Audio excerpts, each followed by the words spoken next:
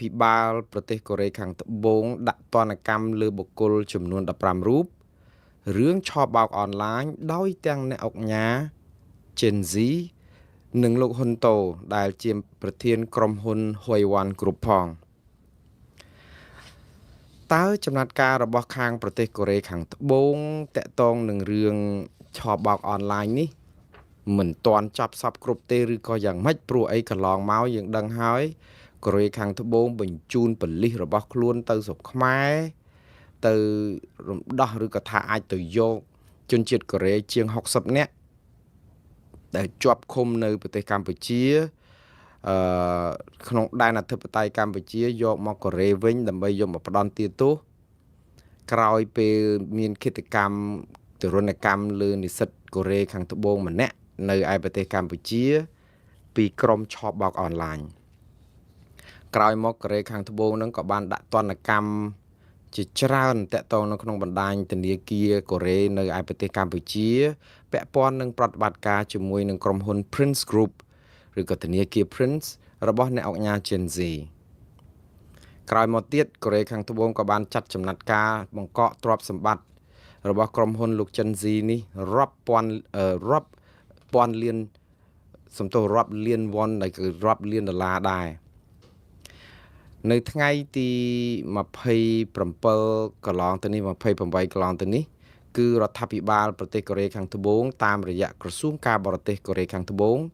បានចេញសេចក្តីប្រកាសមួយថ្លែងការណ៍មួយតាក់ទងនឹងការដាក់ទណ្ឌកម្មលើបុគ្គលចំនួន15រូបដែលជាបុគ្គលសំខាន់ពាក់ព័ន្ធនឹងក្រុមហ៊ុននិងស្ថាប័នចំនួន132បាទនៅក្នុងនោះគឺមានទាំងអ្នកអង្គការ Gen Z និងលោកហ៊ុនតូផងដែលជាម្ចាស់សហគ្រាស Huiwan Group ឯលោក Gen Z គឺជាប្រធាន Prince Group ហើយចំណាត់ការរបស់កូរ៉េខាងត្បូងដែលចេញដោយក្រសួងការបរទេសនេះគឺឆ្លើយតបទៅនឹងចំណាត់ការរបស់ប្រទេសកូរ៉េខាងត្បូងក្នុងការប្រយុទ្ធប្រឆាំងការឆបោកអនឡាញជួញដូរមនុស្សជាពិសេសពាក់ព័ន្ធនឹងការដែលធ្វើឲ្យជនជាតិកូរ៉េខាងត្បូងក្លាយជាជនរងគ្រោះហើយតំបន់ឆបោកនិងប្រព័ន្ធឆបោកនេះគឺមានមជ្ឈមណ្ឌលនៅឯប្រទេសកម្ពុជាតាមរយៈសេចក្តីថ្លែងការណ៍របស់ក្រសួងការបរទេសរបស់ប្រទេសកូរ៉េខាងត្បូងនៅលើគេហទំព័ររបស់ក្រសួងការបរទេសនេះគឺបានបញ្ជាក់ថារដ្ឋាភិបាលប្រទេសកូរ៉េខាងត្បូងបានសម្រេចចាត់ទុកបុគ្គល15នាក់និងអង្គការស្ថាប័ន132ពាក់ព័ន្ធដោយផ្ទាល់និងដោយប្រយោលនៅក្នុងសកម្មភាពអុក្រិដ្ឋរួមទាំងការឆបោកនិងការដែលលួងលោមនិងខាត់ខ្លួនឬក៏ឃុំខ្លួនប្រជាពលរដ្ឋកូរ៉េដែលជាគោលដៅឬក៏ផ្ទាំងស៊ីបនៅក្នុងការដែលអាជ្ញាធរកូរ៉េនឹងដាក់ទណ្ឌកម្មជាឯកតោភាគីបានន័យថាអនុវត្តដោយឯករាជ្យពីភាគីកូរ៉េដោយមិនចាំបាច់មានកិច្ចសហប្រតិបត្តិការពីប្រទេសណាទេនៅក្នុងន័យនេះគឺមានន័យថាមិនចាំបាច់សុំយោបល់ពីប្រទេសកម្ពុជានៅក្នុងការដាក់បុគ្គលទាំង15នាក់និងស្ថាប័ន132ពាក់ព័ន្ធនឹងការឆបោកអនឡាញនេះពីប្រទេសកម្ពុជានោះទេសេចក្តីថ្លែងការណ៍ដដែលរបស់ប្រទេសកូរ៉េខាងត្បូងបានបញ្ជាក់ទៀតថាវិធានការនេះគឺតាក់ទងនឹងការបង្ក្រាបអង្គការចាត់តាំងអ ுக ្រិតកម្មឆ្លងដែននៅតំបន់អាស៊ីអាគ្នេយ៍រួមទាំងចាត់ការបុគ្គលដែលពាក់ព័ន្ធនៅក្នុងការបើកប្រតិបត្តិការអង្គការស្ថាប័នឆបោកអនឡាញទាំងនេះផងហើយអ្វីដែលប្រទេសកូរ៉េខាងត្បូងគិតពីរឿងការដាក់ទណ្ឌកម្មនោះគឺមិនមែនគ្រាន់តែដៅតែឈ្មោះបុគ្គលទាំងនោះទាំង15រូបហើយនឹងស្ថាប័នទាំង132នោះទេគឺអ្នកទាំងនេះគឺប្រឈមឬក៏ត្រូវរងទណ្ឌកម្មជាលក្ខណៈបុគ្គលផងជាទណ្ឌកម្មទៅលើអង្គការដែលពាក់ព័ន្ធនឹងផងដែលមានអង្គការឬក៏ក្រុមហ៊ុន Prince Groups ដែលបើកប្រតិបត្តិការឆបោកអនឡាញដ៏ធំមួយឲ្យស្មុគស្មាញរួមទាំងមានជាតំបន់មួយគេហៅតំបន់ Thaija ឬក៏ Thaija Complex និង Mango Complex នៅដែលពាក់ព័ន្ធនឹងជនជាតិកូរ៉េខាងត្បូងជាច្រើនរូបហើយក៏មានប្រជាពលរដ្ឋកូរ៉េក៏ជាច្រើនក៏ជាប់ពន្ធនាគារឬក៏រងការឃុំខ្លួននោះដែរ ជាមួយគ្នានេះក៏ដាក់ទណ្ឌកម្មដល់ក្រុមហ៊ុន Huayuan Group Huayuan Group នេះគឺជាក្រុមហ៊ុនបុតសម្ព័ន្ធពាក់ព័ន្ធនឹងក្រុមហ៊ុន Prince Group នេះបើតាមអ្វីដែលក្រសួងការបរទេសរបស់ប្រទេសកូរ៉េខាងត្បូងនេះបានបញ្ជាក់ដែលពាក់ព័ន្ធនឹងការសម្អាតប្រាក់ឬក៏យើងហៅភាសាសាមញ្ញថាការលាងលុយកខ្វក់សម្រាប់ប្រតិបត្តិការអក្រិតកម្មឆ្លងដែននេះបាទ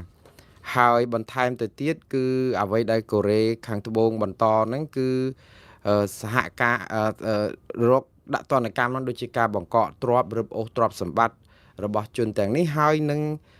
ចាត់ការដឹងទៅតុលាការព្រហ្មទណ្ឌដើម្បីនាំបុគ្គលដែលពាក់ព័ន្ធមកផ្ដន្ទាទោសតាមច្បាប់បាទបងប្អូនអានេះគឺចំពោះខ្ញុំមិនជាភ្ញាក់ផ្អើលអីប្រមាណទេព្រោះអីអង្គការស្ថាប័ននៅលើពិភពលោកច្រើនស្រោចគ្នាមានទាំងអាមេរិកត្បូងឡើយអាមេរិកនិងប្រទេសអង់គ្លេសដែលជាអ្នកផ្ដើមមុនគេនៅក្នុងការបង្កកទ្រព្យសម្បត្តិរបស់អ្នកអង្គការ Gen Z ដែលជាម្ចាស់ក្រុមហ៊ុន Prince Group រហូតដល់ទៅទឹកប្រាក់$15,000 លានជាប្រាក់រូបិយវត្ថុcrypto ហើយនឹងទ្រព្យសម្បត្តិផ្សេងទៀតនៅចក្រភពអង់គ្លេសជាអចលនទ្រព្យជាអាគារជាគ្រឿងទ្រព្យសម្បត្តិអីផងទាំងអស់សរុបទៅប្រមាណជា$16,000 លានទឹកប្រាក់ដ៏ច្រើនសន្ធឹកសន្ធាប់អានេះសម្រាប់ចំណាត់ការរបស់សហរដ្ឋអាមេរិកហើយនិងចក្រភពអង់គ្លេសក្រោយមកក៏មានប្រទេសសិង្ហបុរីមានកូរ៉េខាងត្បូងហ្នឹងកោះតៃវ៉ាន់មានហុងកុងមានប្រទេសម៉ាឡេស៊ីអីគឺគេចាត់ការពាក់ព័ន្ធនឹងលោក Gen Z នឹងជាហូហែក្រៅពីនោះគឺនៅសហរដ្ឋអាមេរិកបានរដ្ឋាភិបាលសហរដ្ឋអាមេរិកគឺបានដាក់នៅក្នុងលោក Gen Z នឹងជាក្នុងដីកាចោតប្រកាន់ហើយមានក្រុមហ៊ុនច្រើនដែលរងការដាក់ទណ្ឌកម្មហើយមុននឹងលោក Gen Z នេះគឺសហរដ្ឋអាមេរិកក៏បានដាក់ទណ្ឌកម្មក្រុមហ៊ុន Huayuan Group ដែលជាក្រុមហ៊ុនរបស់លោកអុកញ៉ាហ៊ុនតូដែលគេដឹងថាជាសាច់សាវលោហិតរបស់មានដឹកនាំខ្មែរសពថ្ងៃដែលមានតកូលហ៊ុនដូចគ្នានេះហើយក៏បង្កកទ្រព្យសម្បត្តិឬក៏ហាម5ការធ្វើប្រតិបត្តិការសាច់ប្រាក់ហិរញ្ញវត្ថុជាមួយនឹងក្រុមហ៊ុននេះដោយចោទពីការលាងលុយផងការឆបបោកអនឡាញផងប៉ុន្តែចំណាត់ការទាំងអស់នេះគឺយើងឃើញមានតែពីខាងក្រៅប្រទេសទេរហូតដល់ទៅរដ្ឋាភិបាលផ្សេងគេចាត់ការអស់ប៉ុន្តែមកដល់ពេលនេះអត់មានចំណាត់ការអ្វីមួយទេពីរដ្ឋាភិបាលកម្ពុជាពាក្យថាអត់មានចំណាត់ការនេះគឺយើងអត់ដឹងព័ត៌មានអីថាតើគេស៊ើបអង្កេតដល់ណាហើយតើកម្ពុជាបានធ្វើអីហើយដើម្បីជួយយ៉ាងហោចណាស់ក៏បង្ហាញប្រាប់ពិភពលោកថាការចោទប្រកាន់ឬក៏ការបង្កកប្រាក់ឬក៏ការដាក់ទណ្ឌកម្មអីឡាក់ប៉ះពាល់ជាមួយនឹងអ្នកអុកញ៉ាល្បីនៅស្រុកខ្មែរនេះគឺថាដូចថាជាព័ត៌មានមិនពិតឬក៏ជាព័ត៌មានប្រឌិតអីអញ្ចឹងចាស់បើសិនជាកម្ពុជាមានការស៊ើបអង្កេតខ្លួនឯងព្រោះអីបើយើងអត់ស៊ើបអង្កេតខ្លួនឯងម្ចាស់ផ្ទះហ្នឹងគឺរងការចោទប្រកាន់ពីអ្នកដទៃបែបនេះហើយគេបង្កកទ្រព្យបង្កកអីដោយមានភ័ស្តុតាងបែបនេះគឺយើងមានខ្លួនហើយយើងមានខ្លួនយើងអត់ការពារខ្លួននៅពេលដែលយើងអត់មានការពារខ្លួនបានន័យថាយើងទទួលស្គាល់ការពិតថាអំពើអក្រិតនេះគឺវាកើតឡើងចឹងមែនហើយនៅពេលដែលកើតឡើងអញ្ចឹងមែនហើយយើងអត់បានចាត់ការអីសោះគឺយើងគិតស្មានតែរួចខ្លួនបានន័យថាវារួចខ្លួននៅក្នុងន័យមួយថាប្រជាពលរដ្ឋខ្មែរទូទៅអាចស្ដាប់មើលទៅថាបើអត់មានស៊ើបអង្កេតអីទេប្រហែលជាអត់មានបទអក្រិតនឹងកើតឡើងអញ្ចឹងអង្គញាទាំងអស់ហ្នឹងគឺជាមនុស្សស្អាតស្អំអត់មានបញ្ហាអ្វីដូចជាការចោទប្រកាន់ប៉ុន្តែផ្ទុយទៅវិញនៅក្នុងសម័យបច្ចេកវិទ្យាព័ត៌មានវិទ្យាហើយសម័យ global គេហៅថាសកលភាវូបនីយកម្មមានការតាក់ទងគ្នារវាងរដ្ឋាភិបាលនិងរដ្ឋាភិបាលបែបនេះនៅពេលដែលមានរដ្ឋាភិបាលបរទេសស្រោះគ្នាមកថ្កោលទោសឲ្យរកឃើញពីបញ្ហាអក្រិតរបស់អ្នកអុកញ៉ាល្បីនៅស្រុកខ្មែរហើយរដ្ឋាភិបាលខ្មែរមិនបានបង្ហាញថាអុកញ៉ាណាដែលមានឈ្មោះនឹងពាក់ព័ន្ធសូម្បីតែបន្តិចគឺបានន័យថាទី1គឺយើងបង្ហាញអំពីការប្រងើយកន្តើយរបស់អាជ្ញាធរកម្ពុជាមិនចាត់ការអ្នកទាំងនេះឬក៏អាចថាវាប៉ះពាល់ទៅដល់កេរ្តិ៍ឈ្មោះកិត្តិយសរបស់ថ្នាក់ដឹកនាំឬក៏របៀបដឹកនាំរដ្ឋរបស់កម្ពុជាដែរព្រោះអីបើចាត់ការវាដូចជាហែកទ្រូងឲ្យក្អែកចឹកបាទក្នុងន័យ ជា logic ទេយើងមិនតន់ចោតប្រកាន់ថារដ្ឋាភិបាលកម្ពុជានឹងទៅសុំកលុំជាមួយនឹងអ្នកអង្គការទាំងអស់នឹងប្រព្រឹត្តបទអក្រិតទេក៏ប៉ុន្តែជាទូទៅនៅពេលមានការចោតប្រកាន់បែបនេះមានការសន្និដ្ឋានគឺឬក៏វិមតិសង្ស័យមួយជាទូទៅរបស់សាធារណជនហើយគឺថាអង្គការទាំងអស់នេះច្បាស់ជាជាប់ពាក់ព័ន្ធអីជាមួយនឹងអ្នកដឹកនាំរដ្ឋាភិបាលកម្ពុជាសពថ្ងៃឬក៏គណៈបកកណ្ដាលអំណាចឬក៏លោកធំអ្នកធំណាហ្នឹងដល់បានជាពួកគាត់អាចប្រព្រឹត្តអំពើដល់លាមកបែបនេះរហូតតទៅខូចឈ្មោះខូចកិត្តិយសរបស់ជាតិខ្មែរប៉ះពាល់ដល់ប្រជាពលរដ្ឋខ្មែរទាំង17លានអ្នកបានយ៉ាងដូចនេះព្រោះបើសិនជាគាត់គ្មានខ្នងគ្មានបកពួកគ្មានបង្អែកគ្មានផលប្រយោជន៍ទៅដល់ថ្នាក់ដឹកនាំប្រទេសកម្ពុជាគឺប្រហែលជាគាត់មិនអាចនឹងសង្ងំសុខបានទេសប្តាហ៍នេះគេអត់ដឹងថាលោក Gen Z នៅឯណាផងទេគឺបាត់ស្ងាត់ឈឹងដូចលោកលីរតនរស្មីនិងពេជ្រកំស្រិនអញ្ចឹងគឺបាត់ឈឹងតែម្ដងអានេះបើសិនជាប៉ះពាល់ដល់រឿងអ្នកដែលពាក់ព័ន្ធជាមួយនឹងគណៈបកប្រជាជនកម្ពុជាឬក៏រដ្ឋាភិបាលអីចឹងតែបើប៉ះពាល់ក្រុមប្រឆាំងវិញកុំថាចូលដល់កាហែងមេឃណាថ្មណាគឺថាបោចយកមកចាប់ដាក់គុកឬក៏ស៊ើបអង្កេត24ម៉ោង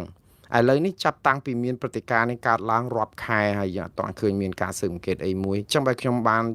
បញ្ជាក់ម្ដងទៀតថាការស៊ើបអង្កេតមិនមែនបានន័យថាជាការធ្វើឲ្យអង្គការទាំងអស់នោះជាប់គុកទេប៉ុន្តែក៏ជាឱកាសដើម្បីបំភ្លឺប្រាប់សាធារណជនអំពីភាពស្អាតស្អំរបស់អង្គការទាំងអស់នោះទៅបើមិនជាក៏អត់មានកំហុសតែយើងបានស៊ើបអង្កេតផ្ដល់យុត្តិធម៌ទាំងសម្រាប់សាធារណជនខ្មែរសម្រាប់ទាំងសាធារណជនអន្តរជាតិសហគមន៍អន្តរជាតិដែលគេកំពុងដាក់ការសង្ស័យចោទប្រកាន់សពបែបយ៉ាងទៅប្រព័ន្ធហិរញ្ញវត្ថុនិងរបរជួញដូរអនឡាញនៅប្រទេសកម្ពុជាដែលគេឈ្មោះរបស់កម្ពុជាយើងអាស្រូវនិយាយទៅបើសិនជាគ្មានរឿងអីដែលត្រូវ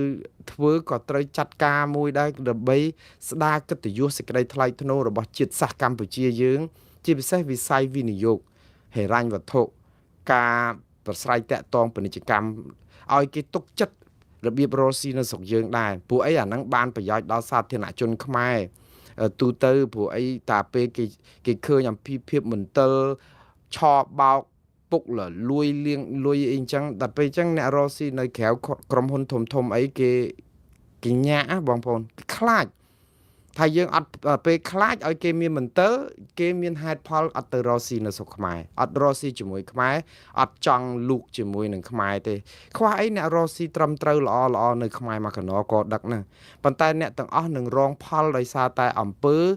នៃភាពស្មោកគ្រោកទាំងអស់នេះហើយអត់ព្រមសម្អាតវាអញ្ចឹងអ្នករស់ស៊ីទាំងអស់នឹងជួបបញ្ហាទាំងអស់អានេះគេហៅថាត្រីមួយក៏ត្រអត់តែស្អុយមួយគឺស្អុយទាំងអស់អញ្ចឹងដើម្បីឲ្យត្រីមកកត្រកនឹងឈប់ស្អុយឈប់ធំក្លិនហើយកុំលលួយឆ្លងទៅដល់ត្រីដទៃទៀតគឺតតែរើសត្រីនឹងកវ៉ាត់ចោលឬក៏យកទៅធ្វើជីអញ្ចឹងបានន័យថាម៉េចស៊ើបអង្កេតស្រាវជ្រាវផ្ដន់ទាទោសរកយុត្តិធម៌ឲ្យប្រទេសកម្ពុជាឲ្យអង្គការទាំងអស់នោះឲ្យសហគមន៍អន្តរជាតិឲ្យបានដឹងថាកម្ពុជាអត់ពាក់ព័ន្ធអង្គការអត់ពាក់ព័ន្ធឬក៏បើរកឃើញថាពាក់ព័ន្ធចាប់ដាក់គុកដូចគេដូចឯងចឹងទៅយ៉ាងហោចណាស់ឲ្យបិទទំព័រមួយថាកម្ពុជាដោះស្រាយបញ្ហាយើងមើលនៅចិនប្រទេសកុម្មុយនីសនៅវៀតណាមប្រទេសកុម្មុយនីសនៅពេលដែលមានការឆោបបោកតាមប្រព័ន្ធធនាគារឬអំពើពុករលួយមានករណីខ្លះដោយវៀតណាមអីគេមានដល់ទៅកាត់ទោសប្រហារជីវិតនៃអ្នកអង្គការឬក៏មហាសេដ្ឋីណានោះក៏ដោយដើម្បីអីដើម្បីស្ដារមុខមាត់គេថាដោះស្រាយជនអក្រិតណាមួយធំវាសាច់បាទដែលជួយខ្លួនយូរហើយនឹងវាពិបាកកាត់ណាក៏ប៉ុន្តែសាច់នេះគឺជាសាច់មហារាជហើយបើយើងអត់កាត់អាសាច់មហារាជទេខ្លួនកាយរាងកាយរបស់យើងនឹងរៀលដាលទៅស្លាប់ទាំងខ្លួនទៀតផងអត់បានសង្គ្រោះបេះដូងសង្គ្រោះសួតថ្លើមប្រមាត់អីឬក៏កលែងស្អីដែលអាចនៅសល់បានទេព្រោះអាមហារាជហ្នឹងវានៅក្នុងខ្លួនហើយទៅយើងទុកអោបវារហូតហើយអត់ព្យាបាលអត់កាត់វាចេញអានេះហើយគឺជាបញ្ហាដែលបងប្អូននឹងជួបចឹងហើយប្រជាពលរដ្ឋដែលអត់បានដឹងអីសោះ17លានអ្នកហ្នឹងដោយទាំងអ្នកអាជីវករអាជីវកម្មចង់រកទទួលទានដោយសុចរិតដោយត្រឹមត្រូវទៀងត្រង់คล้ายទៅជាជនរងគ្រោះនៃគេហៅថា collateral damage ពាក្យថា collateral damage នេះគឺបានន័យថាជនរងគ្រោះនៃអំពើបាបរបស់អ្នកដទៃប៉ុន្តែវាចៃដន្យអីវានៅក្នុងជួបប៉ះអាហ្នឹងដូចថាមានសង្គ្រាមអីមួយគេផ្លោងគ្រាប់ដាក់ទៅទាហានសោះហ្នឹងណារួចទៅ civil យើងហ្នឹងនៅក្បែរទាហានហ្នឹងស្លាប់គេដែរអានេះគេហៅ collateral damage ជនរងគ្រោះជា civil អត់ដឹងអីសោះអញ្ចឹងទាហានចេះតែនាំគ្នាដាក់លេនឋានតបឬក៏អីជួនកាលពេលខ្លះចង់យកជន civil នឹងធ្វើជាខែលអីផងទៅដើម្បីចោតតគូមកខាងទៀតថាធ្វើបាបជន civil ប៉ុន្តែដល់ពេលហើយជន civil តែពេលគេផ្លោងមកត្រូវផ្លោងដាក់តំបន់យោធាទៅប៉ុន្តែវាធ្វើមិនបើ civil ហើយយោធានៅប្រពាក់ប្រពូនគ្នាស្លាប់នឹងគេអត់ប្រយោជន៍ឥឡូវនេះ business ឬក៏អាជីវកម្មផ្សេងទៀតកំពុងតែជាផ្នែកមួយនៃ collateral damage គឺបានន័យថាការដែលជាជនរងគ្រោះនៅក្នុងអំពើបាបរបស់អ្នកដទៃដែលខ្លួនឯងអត់ដឹងអីសោះ17លានអ្នកបងប្អូនសហគិតមើលកិត្តិយសសេចក្តីថ្លៃថ្នូររបស់ជាតិយើងត្រូវផុងដោយបុគ្គលប្រមាណរូបនេះហើយអត់ចាត់ការបើចាត់ការទៅអាចស្ដារបានខ្លះដែរដូចចង់និយាយថាតួខ្លួនអញ្ចឹងបើយើងមានមហារាជសដន់អញ្ចឹងតួឧទាហរណ៍ស្ត្រីអីអញ្ចឹងបើយើងមិនវះកាត់ខ្លះយើងថាំងឥឡូវស្ត្រីសម្ផស្សសម្រស់អីអញ្ចឹងអីប៉ុន្តែបើវាទុកទៅវាលួយអស់វាស្លាប់ដល់ខ្លួនទៅអញ្ចឹងវាកាត់ទៅវាបាត់បង់កន្លែងណាខ្លះវាប៉ះបើទៅចាក់សាក់ចាក់អីបិទទៅវាមិនអាចនឹងដូចដើម 100% ទេក៏ប៉ុន្តែវាមិនឲ្យទៅស៊ីសួតថ្លើមប្រមាត់អស់ដែរអញ្ចឹងបានន័យថាត្រូវតែចាត់ការអីមួយហើយការដែលមិនចាត់ការអីឲ្យពវៀងដានទៅរឿងរ៉ាវអីគ្រប់100ចម្ពោះអីផ្សេងទៀតមកចេញររឿងស្អីក្រុមប្តឹងរឿងព្រំដែនទៅ ICJ ឬ ICC ហើយឥឡូវមកចេញរឿងស្អីណា PM ឆ្លោះគ្នាមួយក្រុម MMO ឯណាអូយឈឺក្បាលអារឿងចឹងអីជារឿងធម្មតាសោះមកធ្វើឲ្យដូចប៉ិនភ្នំអារឿងប៉ិនភ្នំទៅធ្វើឲ្យដូចជាស្រាលដូចស្មៅដូចច្បើងអីវិញរឿងដែលធំបំផុតគឺរឿងជាតិយើងអារឿងព្រំដែននេះហើយនឹងរឿងជួញដូរឆ្លងដែននេះដែលខូចកិត្តិយសជាតិយើងជាការពិតដែរអាកាប់បំផ្លាញព្រៃឈើនឹងវាជារឿងធំ40ឆ្នាំហើយវាអត់មែនរឿងថ្មីតាំងមកឥឡូវហ្នឹងទេព្រោះដោយសារអីយើងកំចាយអ្នកដែលហួចឬក៏ជាគេហៅអីក្រុមដែលជួយផ្ទៀងផ្ទាត់រដ្ឋាភិបាលអំពីការរំលោភបំពានសកម្មជនព្រៃឡង់សកម្មជនបរិស្ថានសកម្មជនធម្មជាតិអីចាប់គេដាក់គុកអស់ហើយនៅសល់តែក្រុម MMO ប្រមាណអ្នកហ្នឹងឥឡូវហ្នឹងទៅជាលើកក្រុម MMO ហ្នឹងឲ្យឡើងខ្ពស់កប់ពពកដើម្បីអីជួនកាលវាអាចជាល្បិចស្មោកគ្រោកមួយដែលខ្ញុំមិនថាចោតប្រកាន់ទេប៉ុន្តែ logic យើងទៅឲ្យក្រុមចលនាមេដាធម្មជាតិចលនាផ្សេងអ្នកព្រៃឡង់ព្រៃស្អីអារុកអារៈអីមកកណោហ្នឹងចាប់គេបិទមាត់បាត់អស់ទៅចាប់ផ្ដើមលេចតួអង្គថ្មីមកហ្នឹងឲ្យដើរកលុកកកោកកាយជួនកាលហ្នឹងបុគ្គលម្នាក់ពីរហ្នឹងធ្វើជាវីរៈបរោះដើរមើលព្រៃឈើគ្រប់កន្លែងវាធ្វើឲ្យសមត្ថភាពរបស់រដ្ឋាភិបាលនឹងអន់មែនតើព្រោះអីឲ្យបុគ្គលម្នាក់ពីរខ្លះជា MMO ខ្លះជាសកម្មជនខ្ញុំសរសើរបេះដូងសកម្មជនដូចលោកម្នាក់ដែលទៅរាយការណ៍ពីស្អីព្រៃភ្នំក្រំថ្មដែលអាជ្ញាធររំលោភបំពានកាប់បំផ្លាញខ្ញុំថាលោកជាវីរៈបរោះនៅក្នុងដួងចិត្តខ្មែរមួយដែរនៅក្នុងការដែលតស៊ូព្រៃឬថាបកអាក្រាតមន្ត្រីពុករលួយប៉ុន្តែជឿខ្ញុំបើអាជ្ញាធរមិនខុបខិតជាមួយអស់លោកឲ្យលោកធ្វើបានទេជាប់គុកមិនដឹងប្រមាណដងឯងព្រោះអាគេចង់ឲ្យធ្វើហ្នឹងគេចង់ឲ្យដូចភ្លៀងរលឹមអញ្ចឹងបំបត្តិសំលេងចលនាមេដាធម្មជាតិចោលអស់ទៅឬក៏អ្នកដែលគេធ្វើមែនតែនគេមានអង្គការស្ថាប័នអីគេត្រឹមត្រូវឬក៏មានតំណាក់តំណងផ្នែកបរទេសឬក៏ជួយដឹងឮអីមានប្រព័ន្ធផ្សព្វផ្សាយអីយើងបិទមាត់គេចិត្តអស់យូរទុកឲ្យមនុស្សម្នាក់ក៏ឆ្កឹះបន្តិចចឹងទៅហើយត្រូវចាំអស់លោកកុំក្លាហានថាខ្លួននឹងជាវីរៈបរិសុទ្ធខ្ញុំសរសើរប៉ុន្តែបើអាជ្ញាធរមូលដ្ឋានឬក៏អ្នកធំណាមួយមិនអនុញ្ញាតឲ្យអស់លោកធ្វើដើម្បីគ្រាន់តែអង្គុយឆ្កឹះច្បិចមកឲ្យប្រជាពលរដ្ឋមើលឃើញទៅរឿងអីមួយទៅបង្អើលតិចទៅអាជ្ញាធរចាត់ការអស់លោកក៏ធ្វើអត់បានដែរ អស់លោកធ្វើមិនបានទេបើមិនមានអ្នកណាម្នាក់ធំនៅពីក្រោយអស់លោកអត់ធ្វើបានទេស្អីមកជេរបរិហារមន្ត្រីរាជការឬក៏កងកម្លាំងប្រដាប់អាវុធដូចជា PM នេះអស់លោកធ្វើអត់បានទេជាប់គុកមិនដឹងថ្ងៃណាចេញទេប៉ុន្តែច្បាស់ជាមានមនុស្សណានៅពីក្រោយធំក្រាក់ហើយធំក្រាក់នេះអាចនឹងមេដឹកនាំប្រទេសទៀតផងព្រោះបើល្មមត្រឹមផ្កាយ4អីទៅមិនរួចទេតើតែផ្កាយ5អីហើយដល់ពេលអស់លោកបានដៃអញ្ចឹងទៅចាប់ផ្ដើមបរិហារអាគេប្រើយើងនឹងដើម្បីអីប្រឡប់ទៅដើម្បីអូឥឡូវស្រុកខ្មែរយើងមិនមែនប្រក្រាបអ្នកបរិស្ថានអស់ណាអ្នកគេទុកមានឃើញដូចម្នាក់អីណាទៅភ្នំអរ៉ាល់ទៅកន្លែងណាគ្រប់គេទៅធ្វើបានតែឃើញនេះគេហ៊ានតតាំងជាមួយអាជ្ញាធរគេបើកសិទ្ធិសេរីភាពឲ្យប្រជាពលរដ្ឋហ៊ាននិយាយតតាំងជាមួយអាជ្ញាធរនេះជាការសម្ដែងសុទ្ធសាធបងប្អូនខ្ញុំនិយាយនេះមិនមែនចង់បានឯបន្ទុចប្រដាក់ផ្អាកបងប្អូនមិនឲ្យតស៊ូដើម្បីបរិស្ថាននេះមិនមែនជារបៀបដោះស្រាយបញ្ហាទេខ្ញុំនិយាយឲ្យថានេះគឺជារបៀបអាណាធិបតេយ្យនៃរបៀបដឹកនាំរដ្ឋព្រោះយើងឲ្យគេគ្នាទៅបថុយប្រឋានទៅដេកព្រៃដេកអីទៅតតាំងមួយអាជ្ញាធរហើយចង់បានក្រុម MMO ហ្នឹងមកជួយបំពងសម្លេងអីទៅហើយឥឡូវក៏ក្រើកពេញផ្ទៃប្រទេសចលាចលទៅរឿងហ្នឹងវាគួរចលាចលយូរហេតុអីមកចលាចលនៅពេលមានរឿងព្រំដែននេះ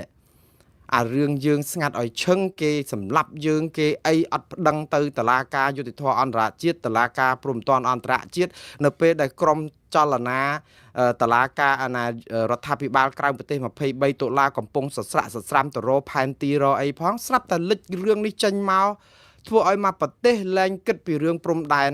គិតតែពីបន្សាបក្រុមអ្នកដែលរកប្តឹងទៅតុលាការយុតិធធអន្តរជាតិដើម្បីទប់កុំឲ្យគេឈ្លានពានយកដីខ្មែរនៅព្រំដែនមកទប់រឿងលោកមូនពេជ្រអីប្តឹងទៅ ICC ពីរឿងគេបំពានឬក៏សម្លាប់ខ្មែរអីឡាក់នឹងឡាក់ហើយទៅអារឿងធំពីរហ្នឹងគឺទៅคล้ายទៅជារឿងធំប្រប៉ុនមេឃចឹងវិញអារឿងហ្នឹងតាមពិតវាគួរតែដោះស្រាយយូរហើយប៉ុន្តែហេតុអីមកកើតឡើងនៅពេលហ្នឹងអញ្ចឹងបានថាវាពិបាកណាស់រឿងនយោបាយពេលខ្លះវាស្មោកគ្រោកពេកហ៎បងប្អូន